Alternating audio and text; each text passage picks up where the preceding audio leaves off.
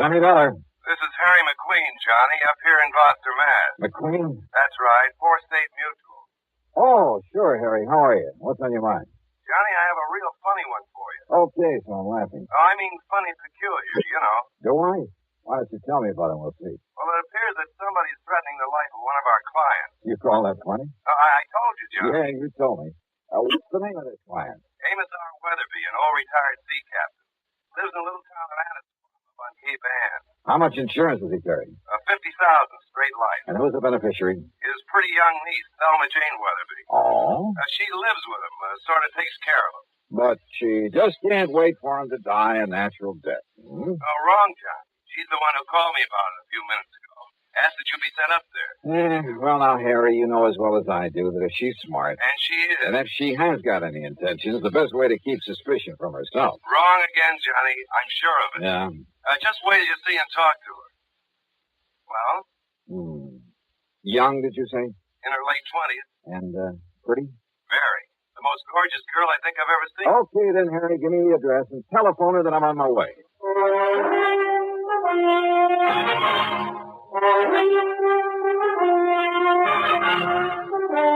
CBS Radio brings you Bob Bailey in the exciting adventures of the man with the action-packed expense account. America's fabulous freelance insurance investigator. Yours truly, Johnny Dollar.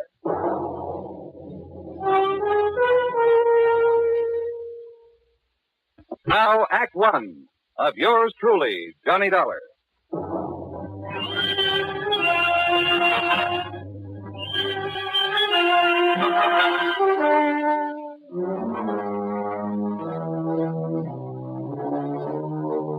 Expense account submitted by Special Investigator Johnny Dollar to the 4-State Mutual Insurance Company, Gloucester, Massachusetts office. Following is an account of expenses incurred during my investigation of the boat out of the blue matter.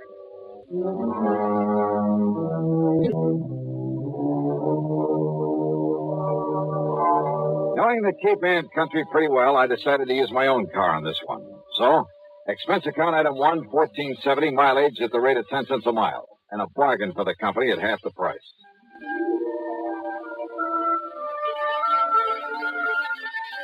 Annisquam, on the northwestern end of the Cape, is a pleasant little settlement, unspoiled by the vacation crowds.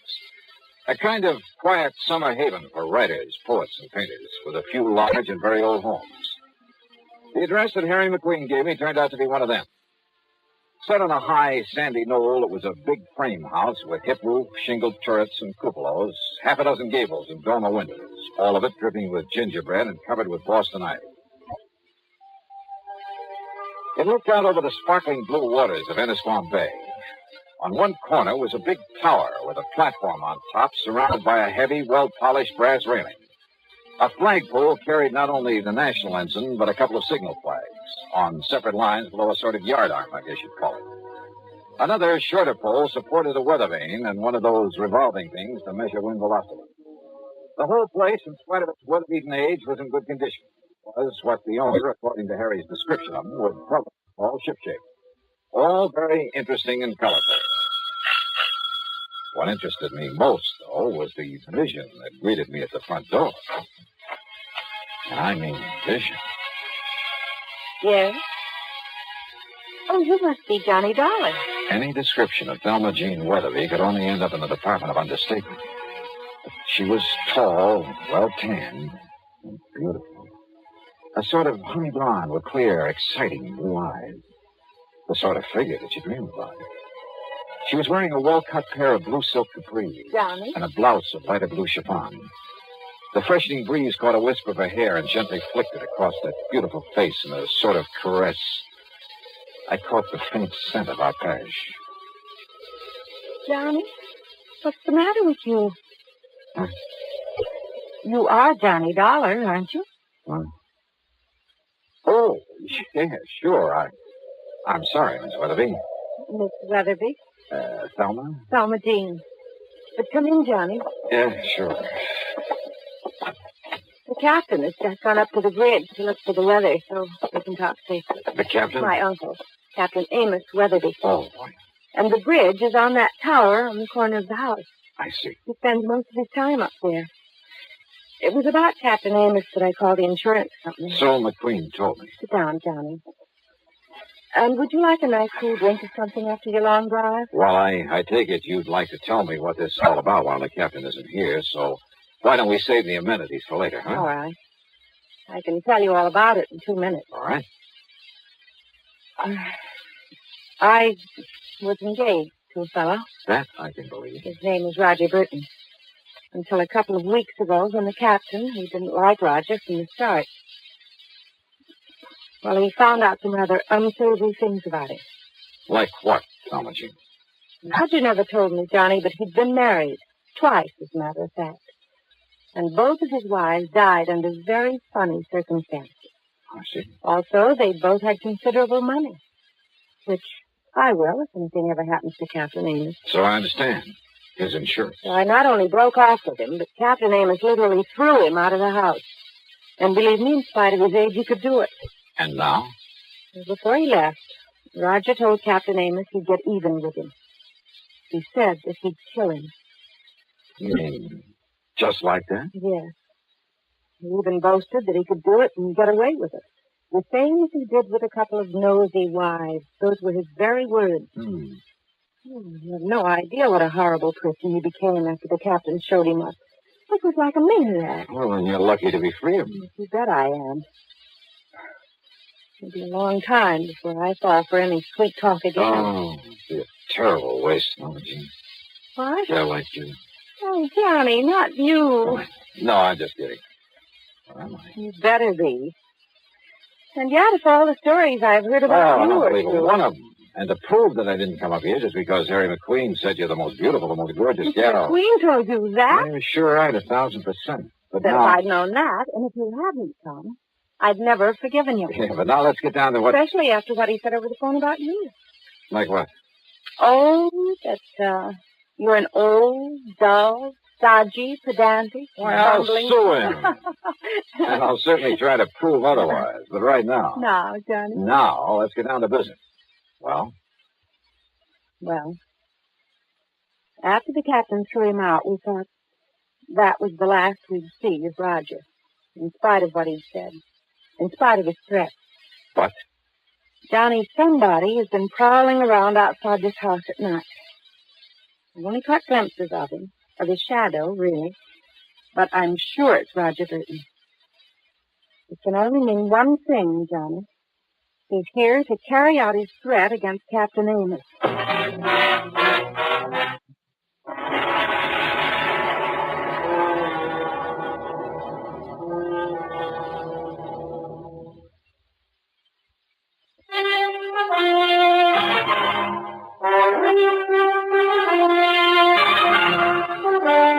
You're sure it's Roger Burton you've seen prowling around the place? Yes, Johnny, and only at night.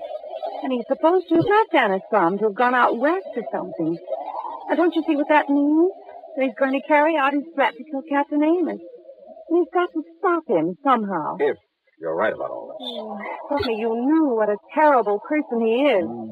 And yet you were engaged to be married to him. That was before the captain showed him up for what he really is, a wife killer. Well, you admit yourself it's never been pinned on it. Because he's clever. That's why he boasted that he could kill my uncle and get away with it. And now that I've seen him here... Johnny? He hasn't made his presence around here known to anyone else, though, Jean? I'm sure he doesn't know that I've seen him. But now Well, listen, just what has he done? all I know is that I've seen him, or his shadow, poking around outside in the yard between here and the cell. Then The last cell? What's that? night... Look, you can see it from this window. There. That concrete building, whatever it is, at the edge of the property? It used to be a kind of jail back in the days of the sailing ship. Now the power company uses it for transformers or whatever you call them. Yeah, I see the power cables leading down from the pole. I've looked for his footprints out there in the mornings, but there's always a wind at night, so... Maybe I'd better take a look in that cell, as you call it. Oh, it's all locked up, Johnny. And the tiny windows with the bars over them are so dirty you can't see a thing inside. Have you any reason to think he somehow got into it? Hey, The storm's really coming this way. Yes, and Captain Amos will love it. But now, Well, Johnny, hadn't you better get him down off that tower before it hits? during the storm, why, you couldn't drag him down with a turning mule team. Oh. Take him back to the old days when he used to ride out a storm on the open bridge of a sailing ship. Thelma Jean, does he know about Roger showing up again? No, Johnny, I haven't told him. But listen, I've been trying to tell you. Tell me what? That I not only heard him crawling around last night, but this morning I found some ladder marks in the ground. Where? Out beside the tower. As though he'd used those long ladders to get up to it from the outside. Ladder. I don't know what else they could be. This killer, and for the moment we'll assume that it is Roger Burton. Oh, I'm sure of it. He's made no attempt to enter the house? He's too smart for that. And don't forget, Johnny, he doesn't know that I've seen him around again. Well, before this storm really breaks, Thelma Jean, I'm going to take a look at that transformer building out there and see if... And you better hurry, Johnny, before... Thelma Jean! Thelma Jean! Yeah, Captain? Where are you? In here? Where in tarnation did you put my sou'wester? It's up in the cabin just below the bridge where it always is. I told you storm was making up. It's going to be a big one. Now you got to get me back on the bridge. Well, now who's this, Thelma Jean? Captain, this is Johnny Dallas. Dollar, huh? Hiya, Captain Amos. Another crooked landlubber come here to trouble you? Oh, no, Captain. Johnny's just an old friend who dropped in. Yeah? With the storm coming up, Big one, I tell you. Been in all the papers. But me, I told you it was on the way 5-6 days ago. The way the barometer on the bridge has been behaving. Yes, I know. So I've asked Johnny to stay for the night. Oh? Well, whatever me little girl wants, Thelma Jean, you know that. But, Johnny? Yes, sir? You do anything to hurt me little girl, and by Jupiter, I'll kill her you. No worries, Captain. All right. Sou'westers in the cabin up there? Aye, sir. Then I'll see you below here when the storm's over. I'll bring your dinner up to you. When I'm riding on the storm, don't be silly, woman. Aye, sir. Johnny, if you're going out to look at that cell... First, I want you to show me where you found the ladder marks, okay? Aye, sir.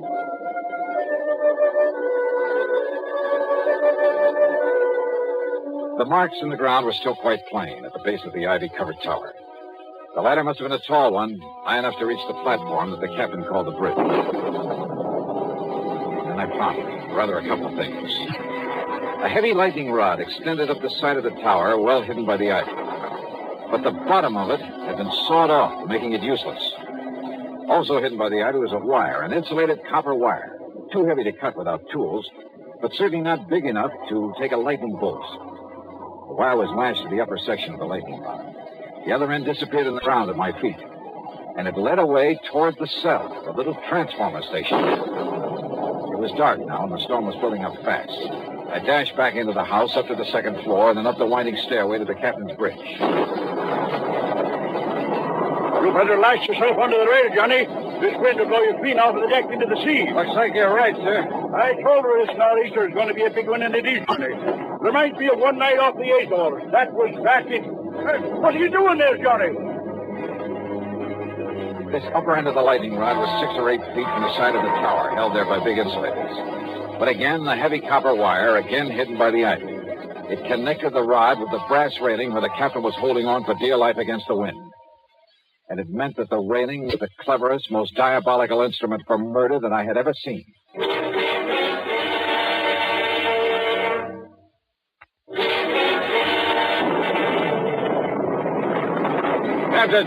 Captain Amos. Listen to her blow, Johnny. Listen, we've got to go below. Below, and Mr. Storm like this? Come on, it'll thunder and lightning scare you. Listen to me. Keep away from that rail. All this rain, it'll blow us into the sea. I tell you, get away from that Keep rail. your hands off me, you blubbering young... Sorry. I dragged him off his so-called bridge and down into the little room below, then hoisted him onto my shoulder and started down the circular stairway. Johnny! What is it? What happened to him? I'm afraid I had to knock him out. What? To get him off that platform up there. No! Johnny, you shouldn't have. You'll never forgive you for... For what? For preventing him from getting electrocuted? Oh. Better give him some brandy or something. Johnny, don't you understand? Didn't you see the lightning rod up there? You bet I did. Right next to the platform. And while you're at it, you can bring a slug of that for me. Don't you understand? Lightning wouldn't hit a rod like that, not once in 100 years. In 100 years, Johnny, here. Thanks. What it does is clear the air of static electricity all around the place, so the lightning won't strike nearby. Yeah, that's what you And don't think. you see what you've done to him? I'll never forgive you for this. Here, darling. Now listen, Thelma Oh, Jean. Johnny, you've hurt him. Well, I'm sorry, but now listen. You're going to be a lot more sorry. Thelma Jean. There's nothing you can say, Listen to Johnny. me. You keep him here. Keep him away from the bridge until I get back here. Come back here, Johnny. You... Just keep him there.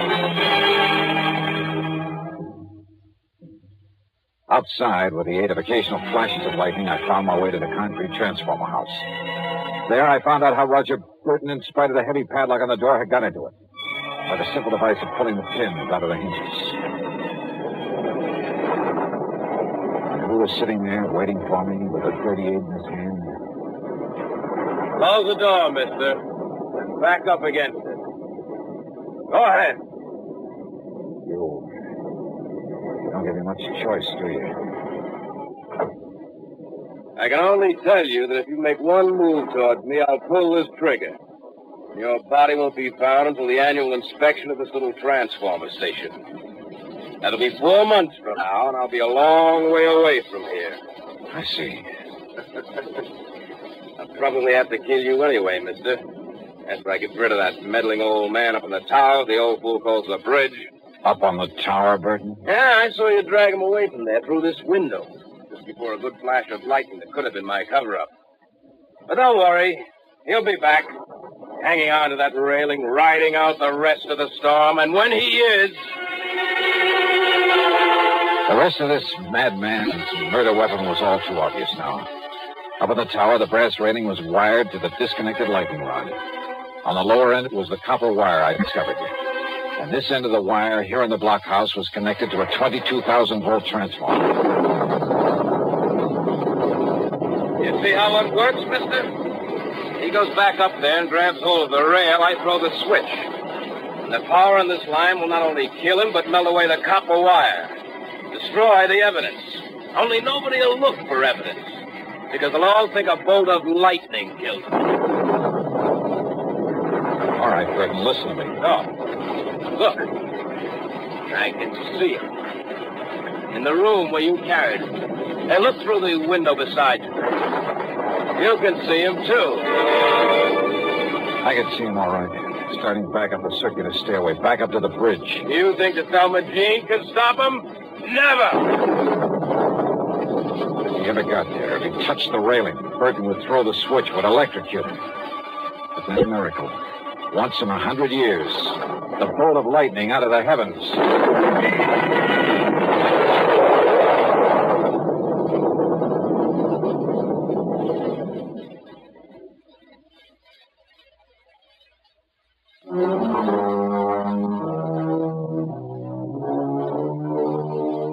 Yeah.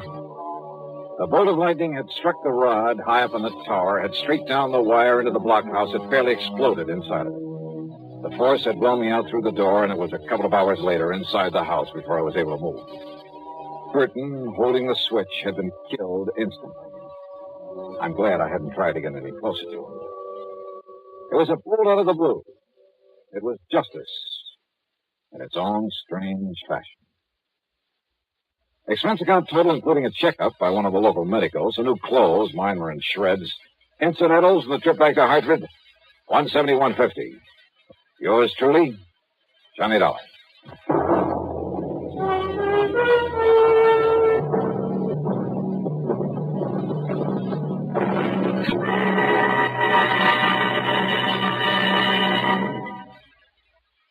Star, to tell you about next week's story. Next week, a vicious racket that a lot of respectable people fall for, that you ought to know about. Join us, won't you? Yours truly, Johnny Dollar.